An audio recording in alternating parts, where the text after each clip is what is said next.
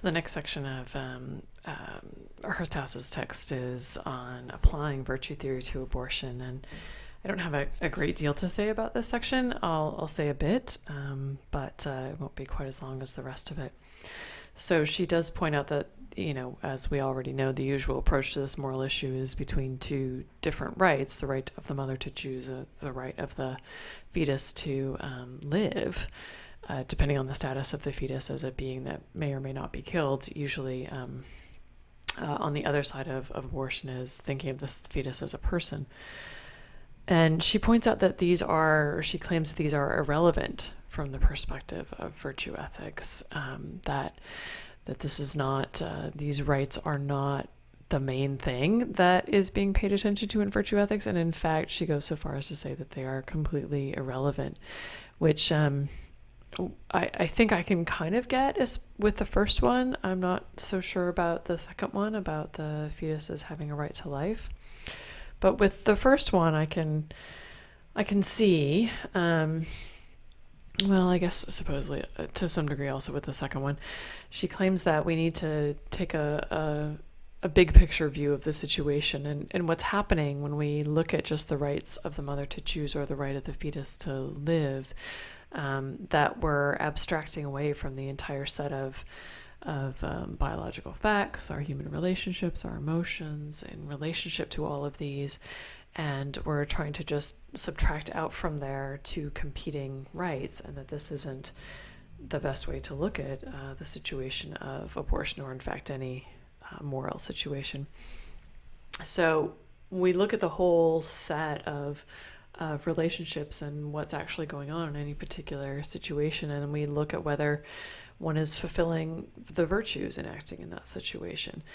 And she points out that at least with the right to determine what to do with your body for a woman, in exercising that right, one might be acting in an unvirtuous way or in a virtuous way. So it's not really the right that's at issue. It is the way that you are acting in relationship to the situation of facing whether or not to terminate a pregnancy. And if you just looked at the right of the mother to decide what to do with her body, you would be ignoring some ways in which you can make that decision that are callous, and some ways in which you can make that decision that are not. And I suppose she would say the same thing about the right to life of the unborn child, that abstracts away from other parts of the situation that you should actually be paying attention to. Like, would it actually be virtuous to always force a person to go through with a pregnancy, that you may never terminate a pregnancy because a fetus is a person and has a right to life, and so it actually, if you take that really seriously, it's very hard to say that that this entity, that you could ever kill the fetus, regardless of what was going on. Most people who disagree with abortion don't take it that far, but one could.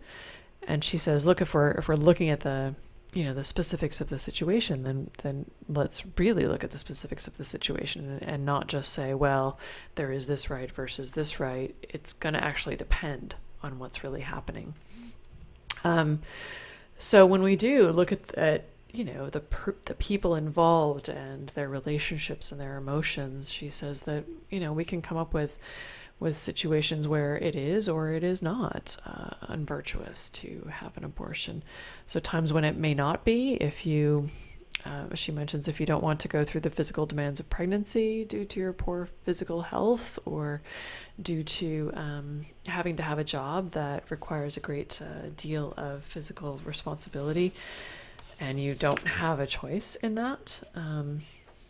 She says it's not necessarily wrong or unvirtuous to have an abortion in that situation. It's not that you are being callous and just simply, writing off the fact that you are dealing with the loss of a life. So, in some situations it's actually permissible. If having another child would jeopardize your capacity to be a good parent to the ones you already have, then it's not being callous or light-minded. or young people who aren't ready for parenthood yet, can certainly, it can be virtuous. It can actually be an expression of some kind of recognition of legitimate fear in a person who is very young and who's really not ready to do this. And that's like the right sort of fear, right? That you should actually be thinking along those lines. So then you might think about, when might it be self-indulgent or light-minded or callous to have an abortion? And the things she mentions are, if you simply don't want to deal with having a child because you want to continue to have a good time in your life, or you think you're not ready, but you haven't really given it serious thought, and if you did, you would recognize that you could actually do this. I think she mentions those as a couple of examples when it would not actually be virtuous. It would be an expression of a lack of virtue to go ahead and have an abortion in those situations. So this describes, what you can recognize already in virtue ethics as being really focused on the specifics of a situation. We can't just say, it's a matter of right to life or a matter of right to one's body, and I don't care what else is going on, right? She then, towards the end of her article, talks about whether or not having children is necessary to a flourishing life, and if we choose not to have children, then are we not flourishing?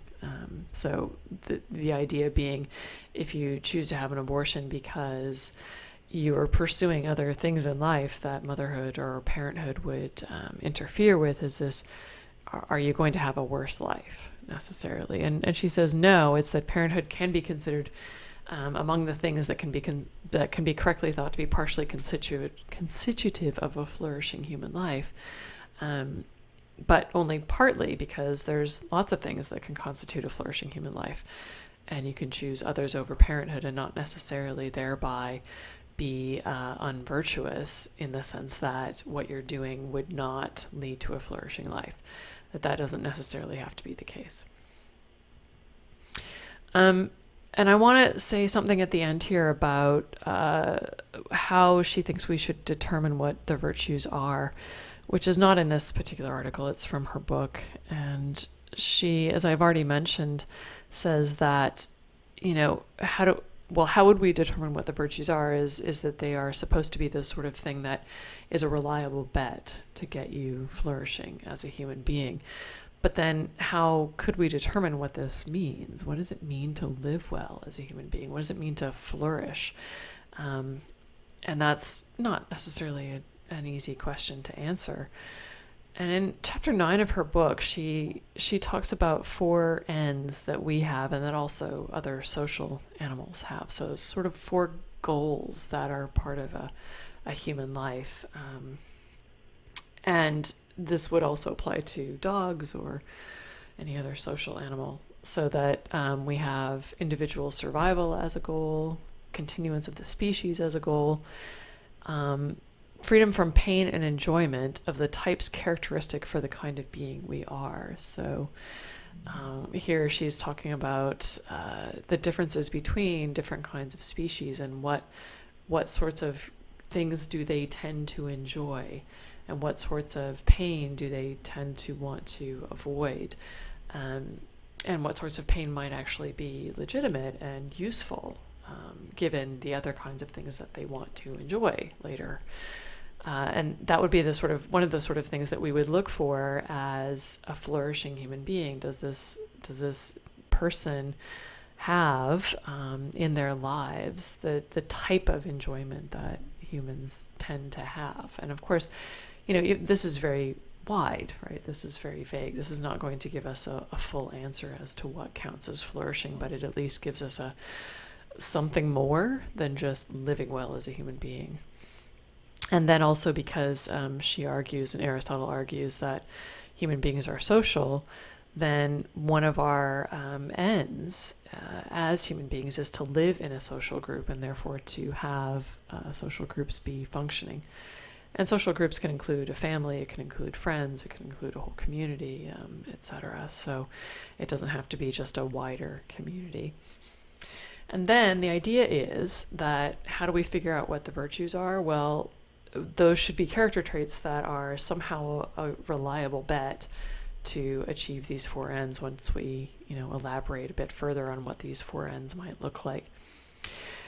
And I wanted to leave you with the question of whether, there are possible problems with this view, with these four ends that we have as humans. Because one that comes up immediately and one that she addresses in her book is the continuance of the species one.